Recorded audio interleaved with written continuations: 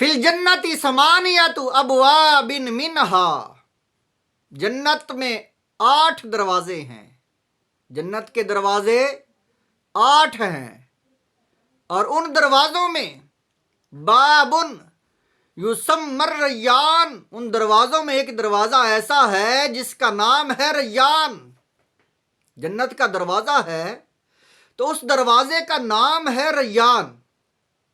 لا يدخلہ الا الصائمون، اور وہ دروازہ اللہ تعالیٰ نے صائمون، روزہ داروں کے لیے، اس میں سے اور کوئی داخل نہیں ہوگا، لا يدخلہ، کوئی نہیں داخل ہوگا، الا الصائمون، سوائے روزہ داروں کے۔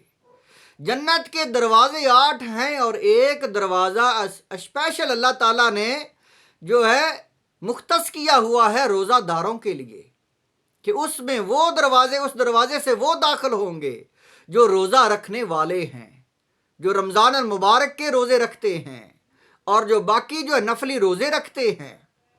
روزہ داروں کے لیے اللہ تعالیٰ نے ایک دروازہ جو ہے علیحدہ بنایا ہوا ہے۔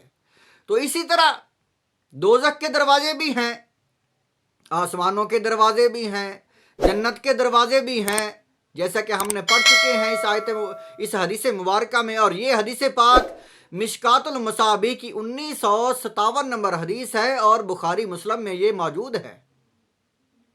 آگے حدیث پاک جو ہے، حضور علیہ الصلوۃ والسلام، حضرت ابو ہریرہ آپ راوی ہیں، حضور علیہ الصلوۃ والسلام آپ نے فرمایا اذا دخل شہر رمضان، شہر رمضان جس لئے مہینہ رمضان کا آ جاتا ہے، داخل ہو جاتا ہے میری امت پر، فتحت ابواب السماء، تو آسمانوں کے دروازے، آسمان کے دروازے وہ کھول دیے جاتے ہیں، یعنی رمضان المبارک کی آمد پر اللہ تعالیٰ آسمان کے دروازوں کو کھول دیتا ہے۔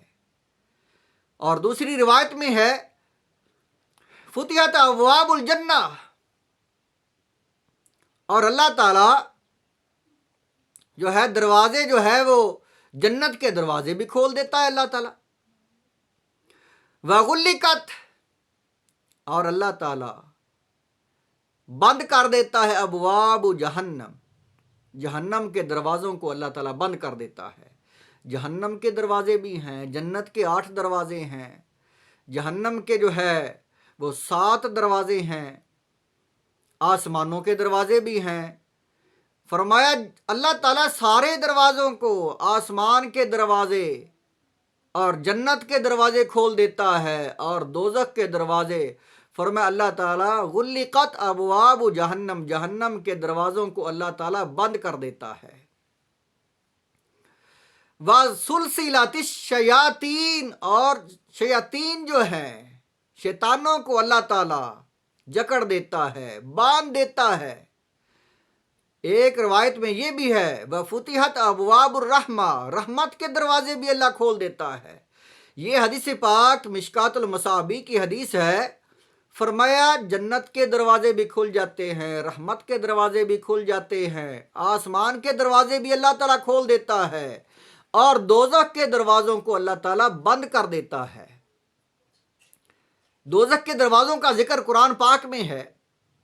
قرآن پاک میں سورت ہے الحجر، اور آیت نمبر ہے 42، ان عبادی لیس لک علیہم سلطان، اللہ تعالیٰ نے فرمایا اے شیطان، ابلیس، میرے خاص بندے جو ہیں ان پر تیرا زور نہیں چلے گا، الا من اتبعک من الغاوین، وہ جو ہیں بھٹکے ہوئے انسان جو تیری اتباع کرنے والے، تیرے پیچھے چلتے ہیں، ان کے سوا جو ہے جو میرے جو خالص بندے، وہ ان پر تیرا یعنی زور نہیں چلے گا، تیرے پیچھے جو چلتے ہیں، مگر وہ جو تیرے اتباع کرنے والے ہیں وہی لوگ جو دوزخ میں جائیں گے۔